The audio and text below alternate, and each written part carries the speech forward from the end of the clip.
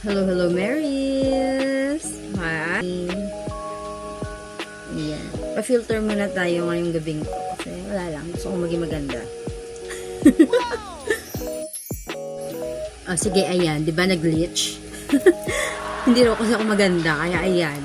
Wag daw ako mag-feeling. So, ayan. Ito, ang gagawin ko ngayon, maglalagay ako ng tags. And also, ilalagay ko sa pouches yung mga bags na ginawa ko para ma-well-maintain natin yung quality ng bag. Hindi siya maalikabukan, madumihan. Ayun ang pinaka-purpose natin ngayong gabing to. So, let's go!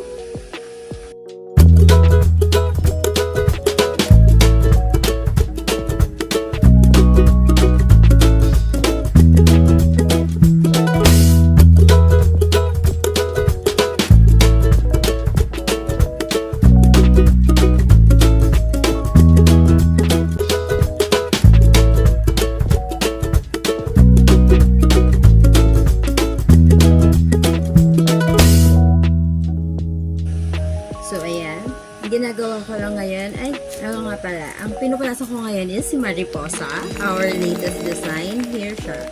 Hindi ko pa siya na-photoshoot. Wala pa akong time. Ayan. Actually, mas maganda siya in person. Ayan. Crystal beads ang gamit ko sa kanya. Here is the design. Ang ganda niya kasi para siyang aurora. Siguro masyado lang maano yung ilaw. Hindi niyo siya makita. Hindi niyo siya ma-appreciate sa camera, pero siguro kung maganda yung camera ang gamit ko, mas makikita yung detail niya. Ayan, para siyang northern lights, ayun. Sino ko dyan, te? So, here are the tags na ilalagay ko sa mga bags. Ako lang gumagawa nito. I edited it with Canva. So, ayan, ako lang lahat gumagawa simula sa tags, sa logo ng aking brand, of course, designs, lahat ako. Syempre, small business lang tayo. Wala pa akong pambayad sa mga ganyan. Magtiis. For correction pala, sa Aurora, bag na ginamit ko, na ginawa ko, I used a Siopao beads pala, hindi siya crystal beads. My bad, sorry. Ayan siya. Atake mo dyan, te. Lati-lati na ka. Ayan. So, itatago ko muna sa loob to. Mahirap magasgasan ng ating mga bags.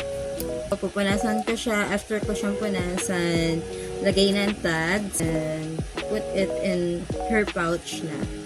Her, tao, her.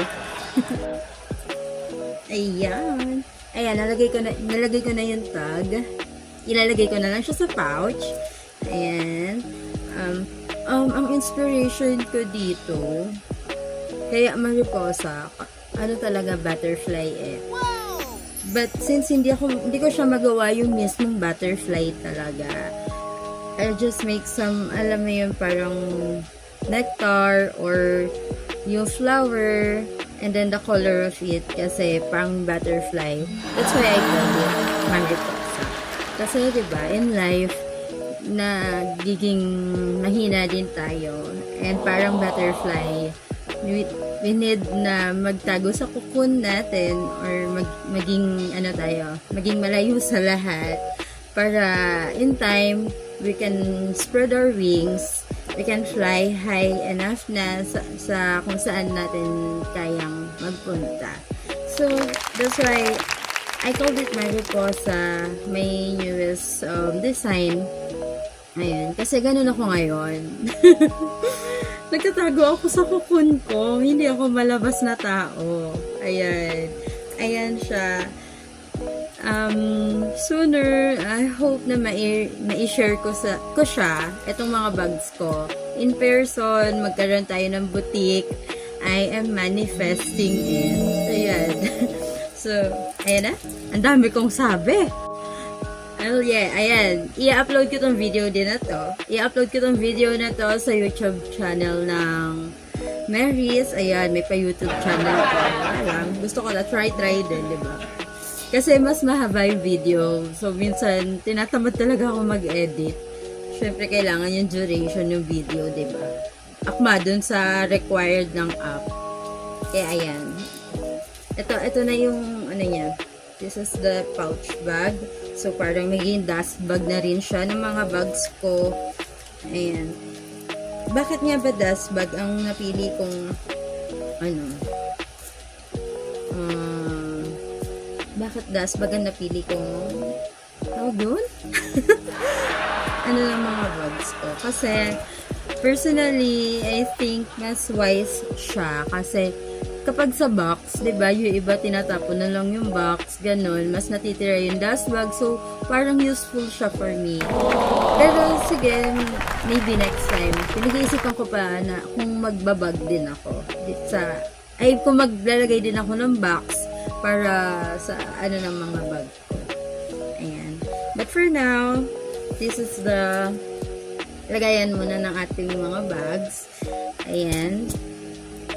So, syempre, mag-i-innovate tayo in time, lalo, I wish lang, hopefully soon, lumakas na talaga siya. Ayun lang. Bye!